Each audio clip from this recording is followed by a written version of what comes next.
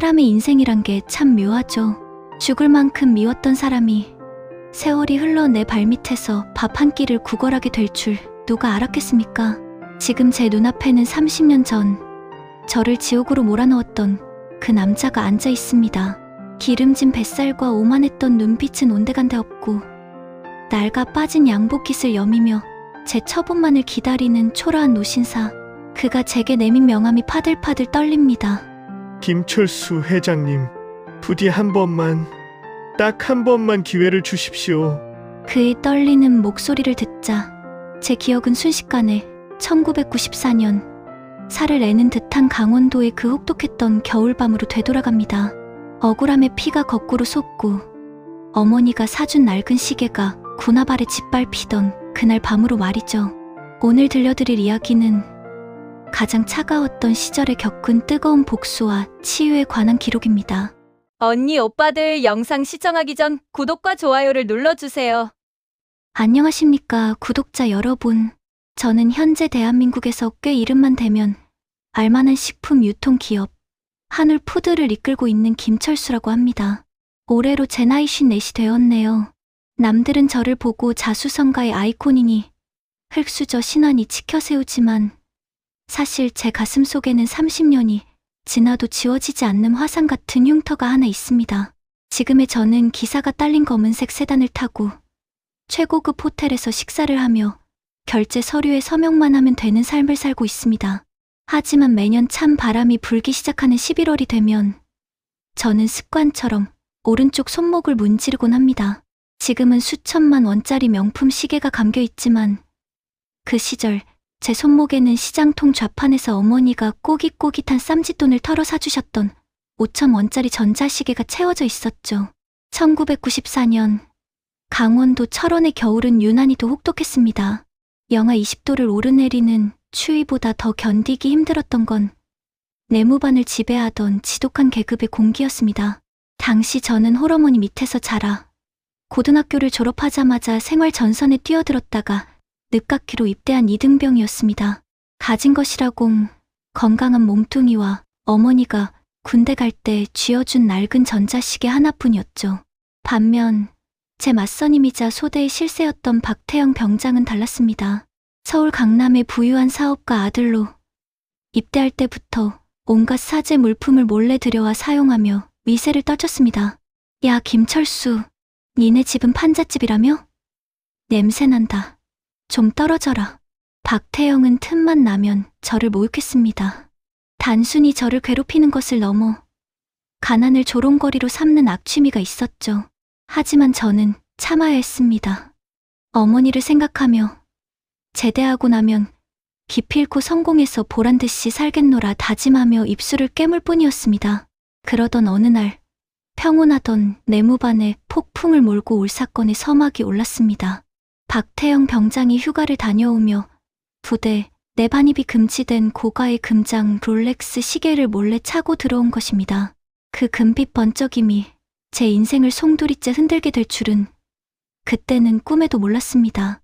그날은 유독 눈이 많이 내리던 날이었습니다. 제설 작전에 동원되어 꽁꽁 언손을 호흡 불어가며 넋가래질을 하고 돌아온 저녁 점호 시간이었습니다.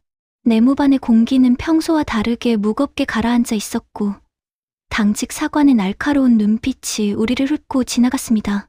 하지만 진짜 문제는 점호가 끝난 직후 터졌습니다. 박태영 병장이 관물대를 뒤지더니 갑자기 비명을 지르듯 소리쳤습니다. 야, 내 시계, 내 롤렉스 어디 갔어?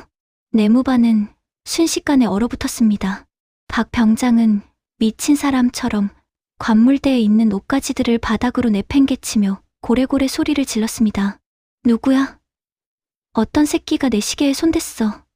당장 안 나와? 그의 눈은 살기로 번뜩였고 내무반에 있던 모든 병사들이 숨소리조차 내지 못하고 그를 주시했습니다.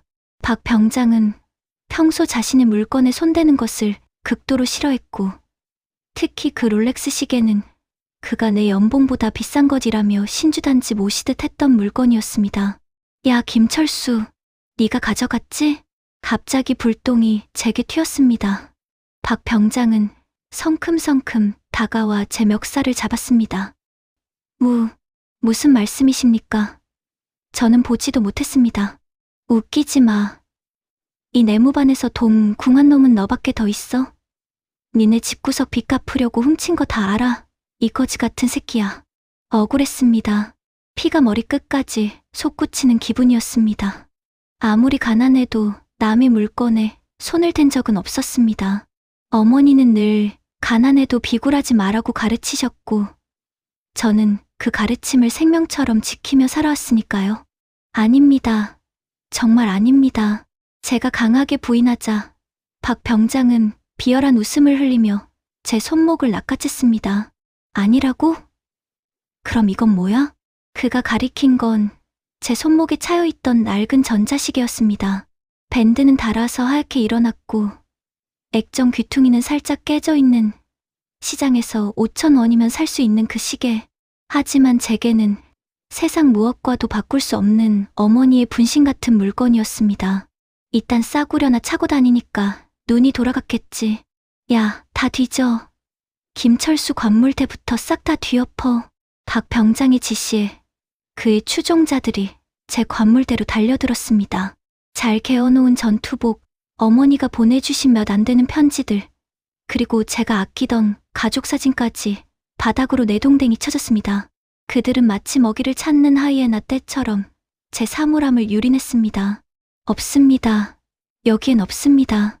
후임병 하나가 보고하자 박 병장의 얼굴이 불그락푸르락해졌습니다. 그는 분을 이기지 못하고 바닥에 떨어진 제 어머니의 편지를 군화발로 지식여버렸습니다. 찾아내. 나올 때까지 뒤져. 만약 안 나오면 오늘 밤 김철수, 너는 내 손에 죽는 줄 알아라. 그 순간 저는 보았습니다. 박 병장의 눈빛 속에 서린 광기르려. 그는 범인을 잡고 싶은 게 아니었습니다. 그저 자신의 분노를 쏟아낼 희생양이 필요했던 것이고, 만만한 흙수저인 제가 그 타겟이 된 것이었죠. 모멸감에 입술을 깨물어 피가 배어나왔습니다.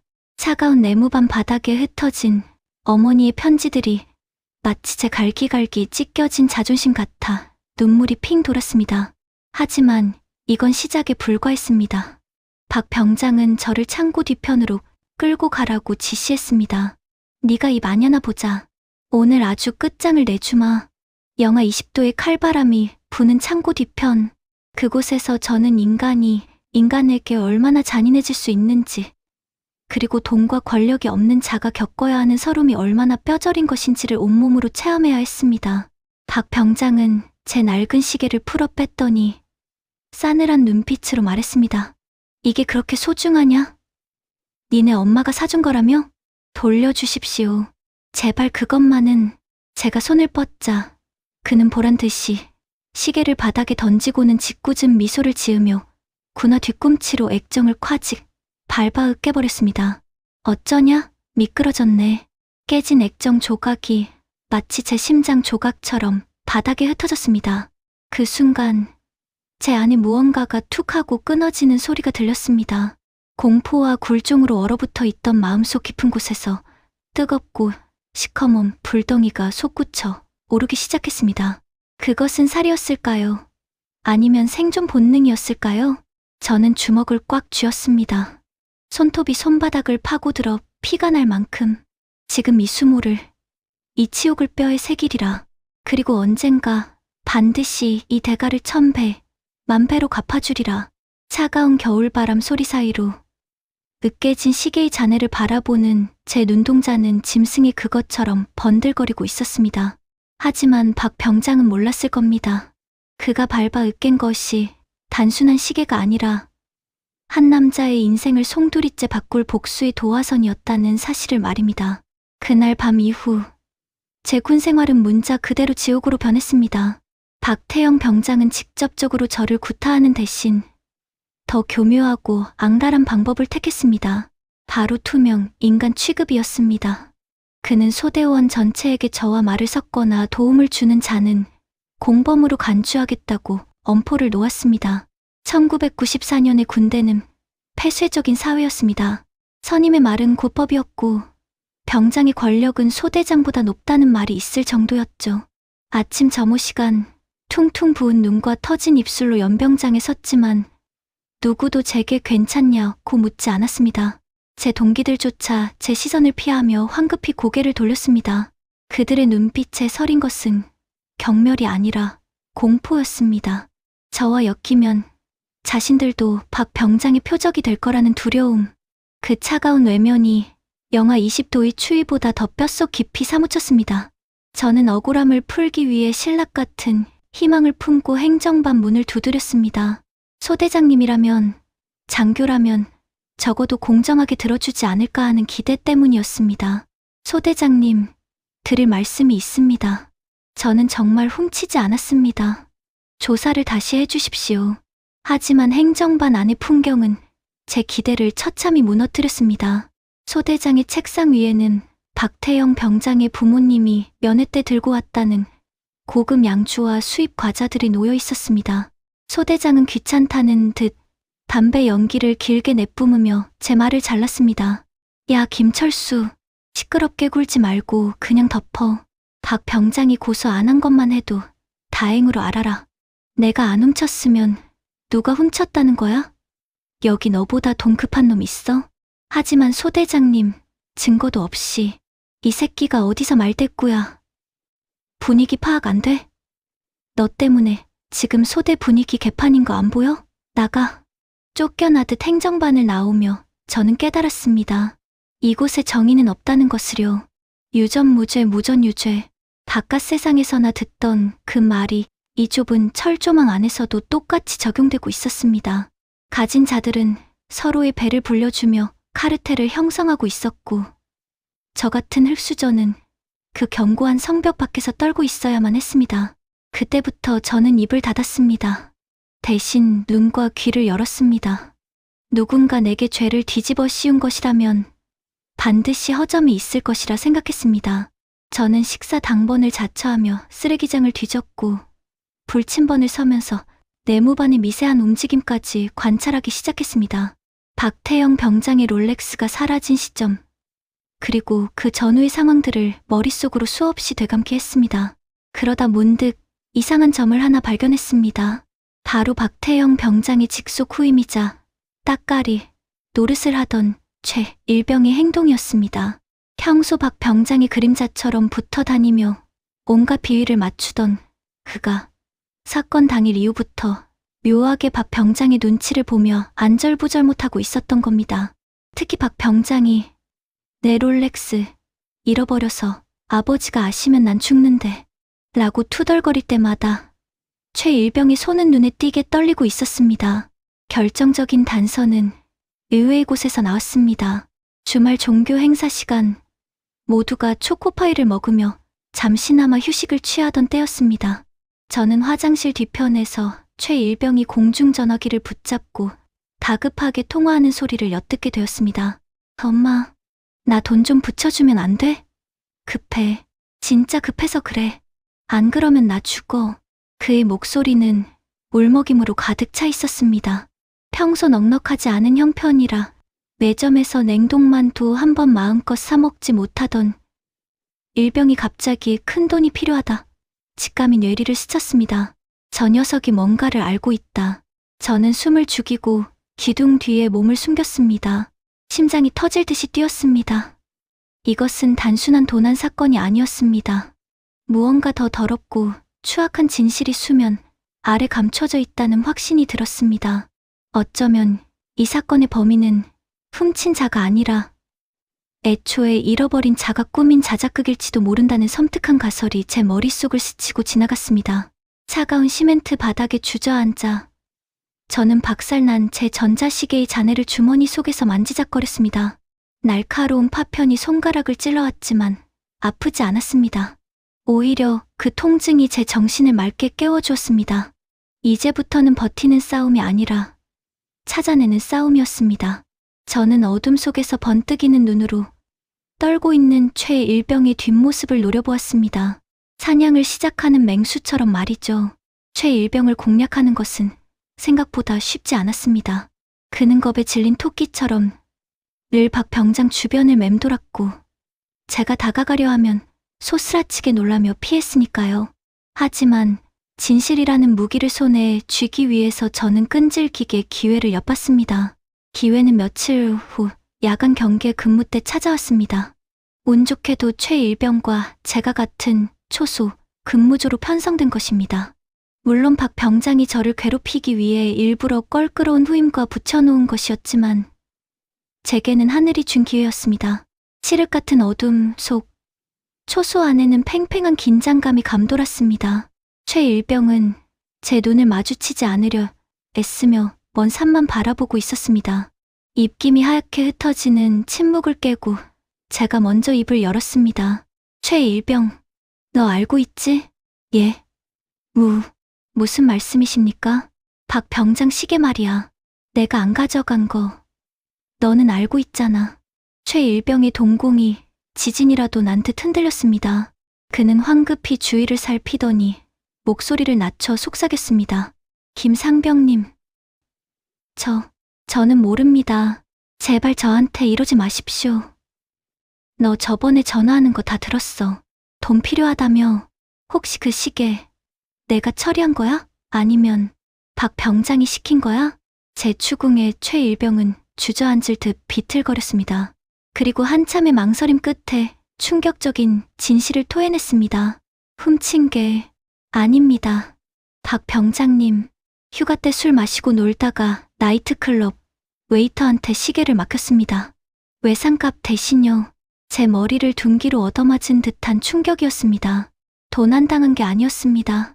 박태영은 유흥비로 탕진한 시계를 도난당했다고 거짓말을 꾸며 부모님께 새 시계를 받아내려 했던 것입니다. 그리고 그 시나리오를 완성하기 위해 부대 내에서 가장 만만하고 힘없는 저를 도둑으로 지목해 희생양으로 삼은 것이었죠. 그럼 그 돈은 뭐야? 내가 전화로 달라고 했던 돈. 박 병장님이 입막음 비용으로 웨이터한테 줄 이자 돈을 구해오라고 시켰습니다. 안 그러면 제가 훔친 걸로 뒤집어 씌우겠다고. 분노가 치밀어 올라 손이 부들부들 떨렸습니다. 자신의 탐욕과 실수를 덮기 위해 가난한 동기의 자존심을 짓밟고 죄 없는 후임까지 협박해 돈을 뜯어내려 하다니 이건 인간이 할 짓이 아니었습니다. 저는 당장이라도 소초로 뛰어가 이 사실을 알리고 싶었지만 증거가 없었습니다. 최일병의 증언만으로는 부족했습니다. 그가 박 병장의 협박에 못 이겨 말을 바꿀 것이 뻔했으니까요. 증거가 필요해. 그 웨이터 연락처나 박 병장이 쓴 차용증 같은 거 없어? 제가 다그치려는 순간 초소문이 거칠게 열리며 랜턴 불빛이 쏟아져 들어왔습니다. 아주 둘이서 재미난 소설을 쓰고 자빠졌네. 박태영 병장이었습니다. 순찰을 도는 당직 사관을 따라온 게 아니라 몰래 우리 뒤를 밟은 것이 분명했습니다. 그의 뒤에는 험상궂은 표정의 추종자 서너 명이 서 있었습니다. 최일병은 비명을 지르며 구석으로 움츠러들었습니다. 박태영은 천천히 제게 다가왔습니다. 그의 손에는 종이 뭉치 하나가 들려 있었습니다. 익숙한 편지 봉투였습니다. 어머니가 보내주신 제가 관물대 깊숙한 곳 성경책 사이에 숨겨두었던 마지막 편지였습니다. 야, 김철수. 우리 집 개도 이것보단 글씨 잘 쓰겠다. 이게 글씨냐 지렁이냐? 그거 일이네. 제가 달려들려 하자 뒤에 있던 후임들이 제 팔을 결박했습니다. 박 병장은 비릿한 웃음을 흘리며 편지를 낭독하기 시작했습니다. 사랑하는 아들 철수야. 이번 달에는 약값이 좀 많이 들어서 영치금을 못 넣어줬구나. 미안하다. 엄마가 못나서. 그는 낄낄거리며 어머니의 서툰 맞춤법과 가난이 묻어나는 구절들을 조롱하듯 읽어내렸습니다. 야, 니네 엄마 수술비 필요하다며? 그래서 내 시계 훔친 거 맞네. 동기가 확실하잖아. 그치? 입 닥쳐. 죽여버릴 거야. 제가 짐승처럼 울부짖으며 발버둥 쳤지만 건장한 사내셋을 당해낼 수는 없었습니다. 박 병장은 제 눈앞에서 보란듯이 어머니의 편지를 라이터로 태우기 시작했습니다. 불꽃이 종이를 집어삼키며 범은 제가 되어 흩날렸습니다. 잘 봐라. 이게 내 현실이야. 아무리 발버둥 쳐봐야 넌 그냥 거지 발싸개 같은 놈이고 난 내가 감히 쳐다볼 수도 없는 사람이라고. 억울해. 억울하면 출세하든가. 타오르는 불꽃 너머로 보이는 박태영의 얼굴은 악마 그 자체였습니다. 제가 되어 사라지는 어머니의 편지를 보며 제 안에 마지막 둑이 무너져 내렸습니다. 눈물은 흐르지 않았습니다. 대신 심장 깊은 곳에서 차가운 칼날 하나가 벼려지고 있었습니다. 그날 밤 저는 맹세했습니다. 지금 당장은 내 힘이 부족해 짓밟히지만 이 모욕과 수치심을 연료 삼아 반드시 저 꼭대기로 올라가겠노라고. 그리고 언젠가 내가 가장 높은 곳에 있다고 착각할 때 바로 그 순간에 너를 가장 비참한 바닥으로 끌어내려 주겠노라고. 제가 되어버림 편지 조각을 손에 쥐고 저는 피가 나도록 주먹을 꽉 쥐었습니다. 1994년의 겨울밤은 그렇게 제 영혼에 지워지지 않는 낙인을 찍고 있었습니다. 이제 더 이상 물러설 곳은 없었습니다. 사생결단, 저는 살기 위해 그리고 복수하기 위해 악마가 되기로 결심했습니다. 박태영 병장이 제 어머니의 편지를 태워버린 그날 밤, 저는 이성을 잃고 말았습니다. 그가 짓밟은 것은 종이 조각이 아니라 제 어머니의 인생이자 제 존재 자체였으니까요. 저는 짐승 같은 괴성을 지르며 결박을 뿌리치고 박태영에게 달려들었습니다. 죽여버릴 거야. 박태영, 너 이 개자식. 제 주먹이 박태영의 광대뼈에 적중하는 순간 억 소리와 함께 그가 뒤로 나동그라졌습니다. 하지만 그 찰나의 통쾌함은 곧바로 끔찍한 비극으로 되돌아왔습니다. 대기하고 있던 그의 추종자들이 때로 달려들어 저를 구타하기 시작했습니다. 군화발이 제 복부와 머리를 무자비하게 가격했고 저는 차가운 흙바닥에 처박혀 피를 토했습니다. 소란을 듣고 달려온 당직 사관과 헌병들이 현장을 덮쳤습니다. 상황은 명백히 제게 불리했습니다. 박태영은 터진 입술을 감싸 쥐며 피해자 코스프레를 했고 겁에 질린 최일병은 거짓 증언을 했습니다. 김상병님이 훔친 걸 들키니까 갑자기 박 병장님을 폭행했습니다. 저희는 말리려고 했을 뿐입니다. 모든 것이 완벽하게 조작된 시나리오였습니다. 저는 상관 폭행과 절도 미수라는 죄명을 뒤집어쓰고 영창군기교육대 15일 처분을 받게 되었습니다. 헌병대 차량에 실려가던 그 순간 차창 밖으로 보이던 박태영의 비릿한 미소를 저는 평생 잊을 수 없을 것입니다. 그는 입모양으로 제게 이렇게 말했죠. 잘 가라. 거지 새끼. 영창의 독방은 관짝처럼 좁고 어두웠습니다. 한평 남짓한 공간, 냉기가 올라오는 마룻바닥, 그곳에서 저는 철저히 혼자였습니다.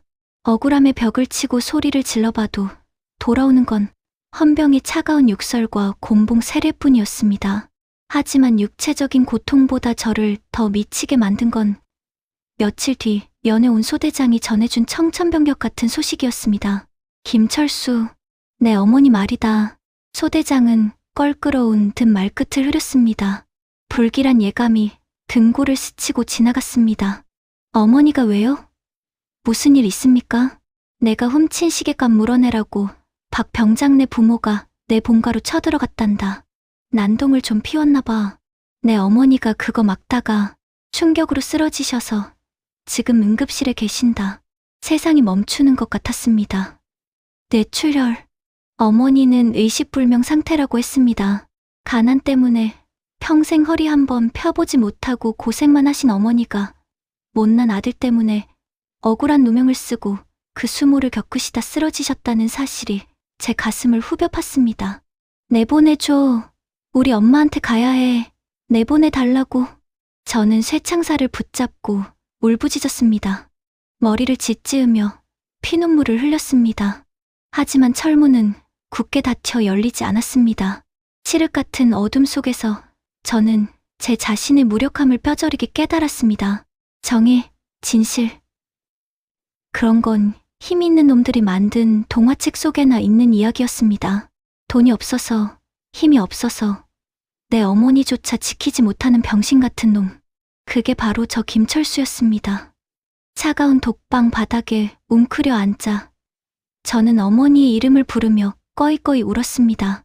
제 울음소리가 빗소리에 묻혀 사라질 때까지 제 안의 모든 희망과 순수가 산산이 부서져 내렸습니다. 그날 밤 착하고 성실했던 청년 김철수는 죽었습니다. 영창에서의 시간은 지옥 같았지만 역설적이게도 저를 다시 태어나게 만들었습니다. 며칠을 식음을 전폐하고 울기만 하던 저는 어느 순간 눈물을 멈췄습니다. 탈수 증세로 말라 비틀어진 입술을 깨물며 생각했습니다.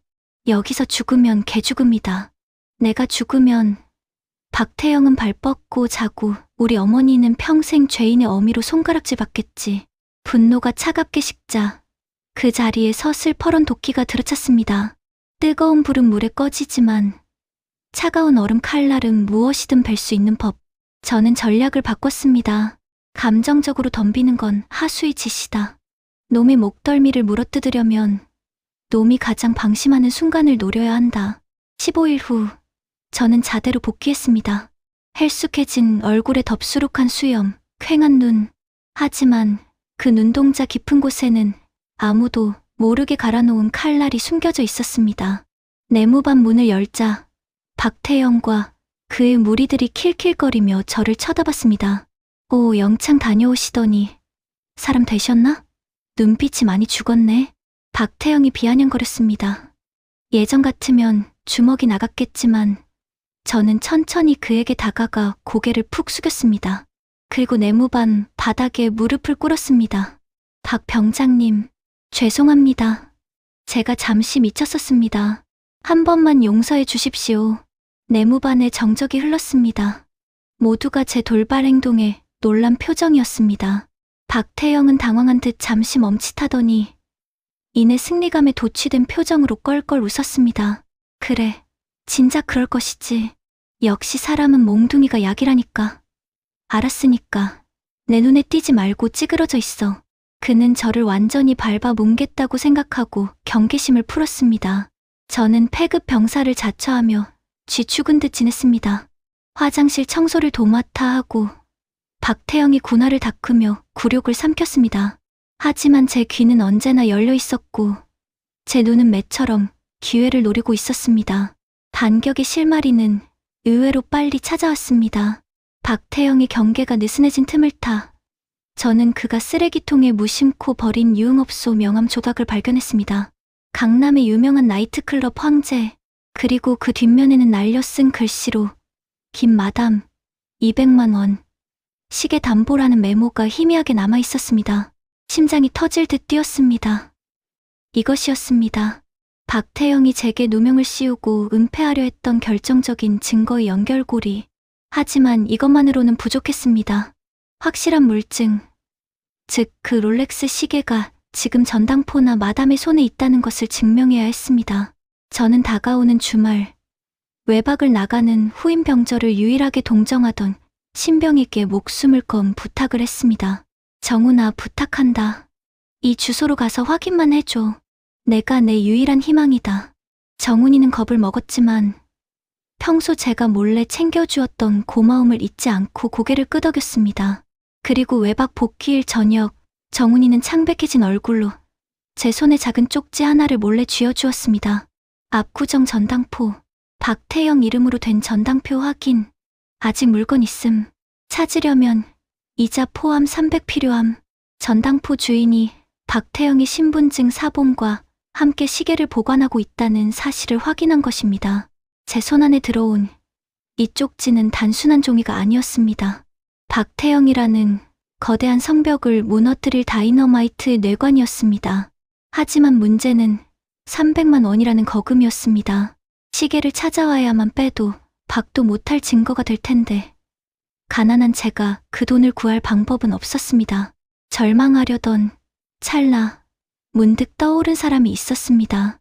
부대 근처에서 작은 식당을 하며 배고픈 병사들에게 몰래 밥을 더 퍼주시던 욕쟁이 할머니. 저는 위험을 무릅쓰고 야간에 몰래 취사장을 빠져나와 철조망 너머 할머니를 만났습니다. 그리고 제 모든 사연을 피토하듯 털어놓았습니다. 할머니, 저 좀 살려주세요. 나중에 제 평생을 바쳐서라도 갚겠습니다. 딱 한 번만 믿어주세요. 제 눈물 젖은 호소를 듣던 할머니는 묵묵히 담배를 피우시더니 꼬깃꼬깃한 쌈짓돈 뭉치를 제 손에 쥐어주셨습니다. 사내놈이 질질 짜기는 이 돈 내 목숨값이다. 가서 그 나쁜 놈, 코를 아주 납작하게 만들어 놔라. 대신 너도 괴물이 되지는 마라. 알았냐? 따뜻하고 묵직한 돈뭉치가 제 손바닥을 데웠습니다. 그것은 단순한 돈이 아니라 세상이 저를 버리지 않았다는 증거이자 뜨거운 응원이었습니다. 이제 모든 준비는 끝났습니다. 다가오는 대대장 주관 마음의 소리 시간. 전 부대원이 모이는 그 자리에서 저는 이 모든 진실을 폭발시킬 것입니다. 박태영, 내가 누리는 그 가짜 왕국이 무너지는 꼴을 똑똑히 지켜봐 주마. 어둠 속에서 빛나는 제 눈빛은 더 이상 패배자의 것이 아니었습니다. 사냥감을 노리는 맹수의 그것이었습니다. 대대장 주관 마음의 소리, 날이 밝았습니다. 연병장에 모인 전 대대원들 앞에는 단상이 마련되었고 그 위에는 대대장님과 주요 간부들이 엄숙한 표정으로 앉아 있었습니다. 박태영 병장은 맨 앞줄에 앉아 지루하다는 듯 하품을 쩍쩍 해대며 옆에 동기들과 킬킬거리고 있었습니다. 그는 꿈에도 몰랐을 겁니다. 오늘이 자신의 군생활, 아니 인생의 파멸이 시작되는 날이라는 것을요. 자, 누구든지 좋다. 부조리나 억울한 일이 있으면 이 자리에서 다 털어놔라. 내 계급장을 걸고 비밀 보장과 해결을 약속한다. 대대장님의 쩌렁쩌렁한 목소리가 마이크를 타고 울려 퍼졌습니다. 하지만 누구도 선뜻 나서지 않았습니다. 침묵이 길어지자 박태영은 그럼 그렇지 하는 표정으로 거만하게 다리를 꼬았습니다. 바로 그때였습니다. 충성, 상병 김철수, 드릴 말씀이 있습니다. 제가 손을 번쩍 들고 자리에서 일어났습니다. 수백 개의 눈동자가 제게 꽂혔습니다. 박태영이 저를 돌아보며 입모양으로 죽고 싶냐? 하며 험악한 표정을 지었지만 저는 아랑곳하지 않고 단상 앞으로 걸어 나갔습니다. 제 심장은 터질 듯 뛰었지만 주머니 속 차가운 금속의 감촉이 저를 진정시켜 주었습니다.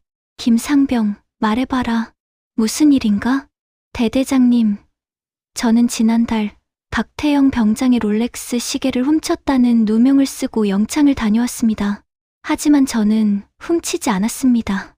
아직도 그 소리냐? 지겹지도 않나 봐. 박태영이 비웃으며 끼어들었습니다. 소대장이 저지를 하려 했지만 대대장님은 손을 들어 제지를 막았습니다. 증거 있나? 대대장님의 짧고 굵은 질문. 저는 깊게 심호흡을 한 뒤 주머니에서 천으로 싼 물건을 꺼냈습니다. 그리고 천천히, 아주 천천히 그 천을 벗겨 대대장님 책상 위에 올려놓았습니다. 햇빛을 받아 번쩍이는 황금색 시계. 그것은 사라졌다던 박태영의 롤렉스였습니다.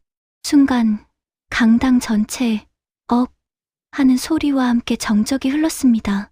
가장 놀란 것은 박태영이었습니다. 그의 얼굴이 백지장처럼 하얗게 질리더니 다리가 풀린 듯 휘청거렸습니다. 이게 왜 내 놈한테? 박태영 병장님, 이게 병장님이 잃어버리셨다던 그 시계 맞습니까? 제가 묻자 박태영은 꿀 먹은 벙어리처럼 입만 뻐끔거렸습니다. 제가 말을 이었습니다. 이 시계는 도난당한 게 아닙니다. 박태영 병장이 휴가 때 강남 황제 나이트클럽 김마담에게 술값 대신 맡긴 겁니다. 여기 전당포 인수증과 김마담의 녹취록이 있습니다. 저는 정훈이가 찾아다 준 전당표와 욕쟁이 할머니의 돈으로 시계를 찾아오며 몰래 녹음한 카세트 테이프를 증거물로 제출했습니다. 이게 다 거짓말입니다. 저 새끼가 훔친 걸 저런 식으로 조작한 겁니다. 박태영이 발악하며 단상으로 뛰어들려 했습니다. 하지만 저는 그를 똑바로 노려보며 결정적인 한 방을 날렸습니다. 조작이요? 그럼 이건 어떻게 설명하실 겁니까? 전당포 장부 사본입니다. 1994년 11월 12일 박태영 주민등록번호 72XXXX 본인이 직접 지장을 찍었더군요. 도둑이 병장님 지문까지 훔쳐서 찍습니까? 그 말이 떨어지는 순간 둑이 터지듯 여기저기서 웅성거림이 폭발했습니다. 대대장님의 얼굴은 분노로 시뻘개졌습니다. 헌병대, 당장 저 놈 잡아. 대대장님의 호통과 함께 헌병들이 박태영을 덮쳤습니다. 바닥에 제압당한 박태영은 짐승처럼 울부짖으며 저를 향해 저주를 퍼부었습니다. 김철수, 내가 감히 나를, 우리 아빠가 누군지 알아? 너 제대하면 죽여버릴 거야. 그의 추악한 바닥이 만천하에 드러나는 순간이었습니다. 끌려가는 그의 뒷모습을 보며 저는 생각했습니다. 그래, 지져라. 하지만 이제 철창에 갇히는 건 내가 아니라 너다. 그날 강당을 가득 채운 병사들의 박수 소리. 그것은 단순한 환호가 아니었습니다. 억눌렸던 정의가 승리했다는 짜릿한 해방감이었습니다. 제 손은 떨리고 있었지만 이번에는 두려움 때문이 아니었습니다. 승리의 전율 때문이었습니다. 박태영의 몰락은 처참했습니다. 그의 아버지가 변호사를 대동하고 부대를 찾아와 돈으로 무마하려 했지만 이미 사건은 상급 부대까지 보고되어 일파만파 커진 상태였습니다. 군사 재판에 넘겨진 박태영은 무고죄, 협박, 폭행 교사, 그리고 근무지 이탈 등 여죄가 낱낱이 드러나 징역형을 선고받고 불명예 전역을 당했습니다.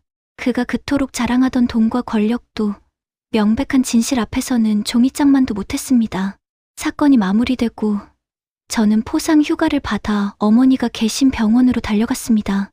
중환자실 유리창 너머로 보이는 어머니는 너무나 작고 야위어 보였습니다. 산소 호흡기에 의지에 가쁜 숨을 몰아쉬는 어머니를 보며 저는 억누르던 눈물을 쏟아냈습니다. 엄마, 나 왔어. 철수 왔어. 내가 이겼어, 엄마.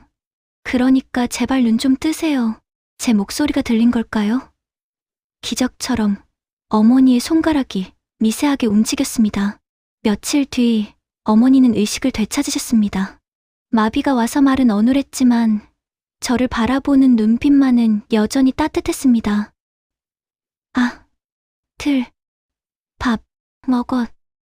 니 생사의 고비를 넘기고 깨어나서 처음 하신 말씀이 겨우 밥 먹었냐는 말이라니.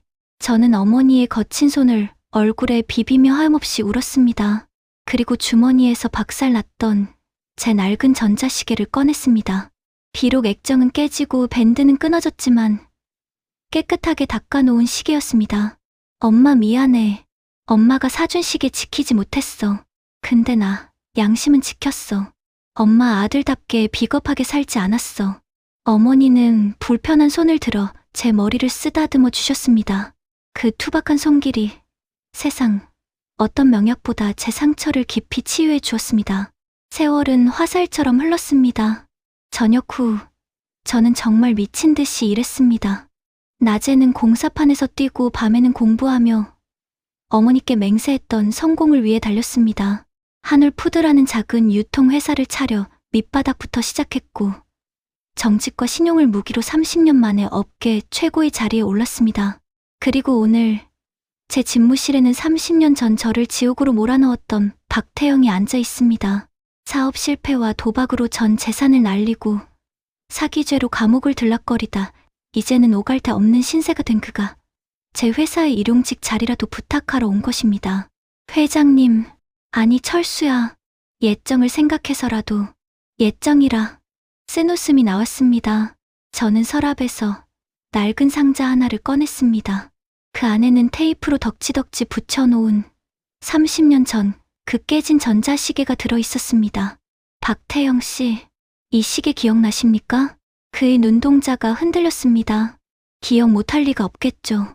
당신이 내 시계를 짓밟았던 그날, 내 가난도 짓밟혔지만 덕분에 나는 강해졌습니다. 당신이 나를 진흙탕에 처박아준 덕분에 나는 진흙 속에서 피는 연꽃이 되는 법을 배웠으니까요. 저는 비서실장에게 봉투 하나를 건네라고 지시했습니다. 그 안에는 일자리가 아닌 따뜻한 국밥 한 그릇 사 먹을 돈이 들어있었습니다. 일자리는 드릴 수 없습니다. 제 회사는 정직한 땀의 가치를 아는 사람들만 일하는 곳이니까요. 이 돈으로 밥이나 한 끼 드시고 가십시오. 이게 제가 당신에게 베풀 수 있는 마지막 자비입니다. 박태영은 얼굴이 붉어진 채 고개를 떨구고 도망치듯 제 사무실을 빠져나갔습니다. 통창 너머로 보이는 도심의 풍경이 오늘따라 유난히 눈부십니다. 저는 손목에 찬 시계를 풀어 책상 위에 놓고 낡은 전자시계를 잠시 차보았습니다. 투박하고 깨진 시계지만 제게는 롤렉스보다 더 빛나는 훈장입니다. 에필로그 가장 값비싼 유산. 퇴근길, 저는 어머니의 납골당에 들렀습니다. 어머니는 제가 성공하는 모습을 지켜보시다가 10년 전 편안하게 눈을 감으셨습니다. 유골함 앞에는 제가 사들인 예쁜 꽃신과 함께 생전에 어머니가 가장 좋아하셨던 단팥빵이 놓여 있습니다. 엄마 다녀왔어요. 오늘 그 녀석 만났어요. 옛날 같으면 죽여버리고 싶었을 텐데 막상 보니까 그냥 불쌍하더라고요. 복수는 칼로 하는 게 아니라 내가 행복하게 잘 사는 걸로 하는 거라는 엄마 말씀, 이제야 알 것 같아요. 사진 속 어머니가 환하게 웃고 계십니다. 가난했지만 단 한 번도 남의 것을 탐하지 않았던 어머니의 가르침이 오늘날의 저 김철수를 만들었습니다. 구독자 여러분, 인생을 살다 보면 억울하고 분한 일을 겪을 때가 있습니다. 누군가 나의 가치를 짓밟고 흑수저라고 조롱할 때도 있겠지요. 하지만 잊지 마십시오. 진짜 명품은 손목에 찬 시계가 아니라 시련 앞에서도 꺾이지 않는 여러분의 마음입니다. 낡은 시계면 어떻습니까? 그 시간이 정직하게 흘러간다면 그것이야말로 세상에서 가장 값비싼 보물입니다. 지금 힘든 시간을 보내고 계신 분들이 있다면 제 이야기가 작은 위로가 되었기를 바랍니다. 30년 전 차가운 감방에서 울던 청년 김철수가 이겨냈듯 여러분도 반드시 이겨내고 환하게 웃을 날이 올 겁니다. 지금까지 하늘푸드 김철수의 이야기였습니다. 들어주셔서 감사합니다. 오늘의 이야기가 가슴을 울렸다면, 그리고 정의가 승리하는 짜릿함을 느끼셨다면 구독과 좋아요, 그리고 알림 설정까지 꾹 눌러주세요. 여러분의 따뜻한 관심이 더 감동적인 이야기를 만드는 큰 힘이 됩니다. 다음 시간에도 여러분의 마음을 어루만져줄 따뜻한 사연으로 찾아오겠습니다. 감사합니다.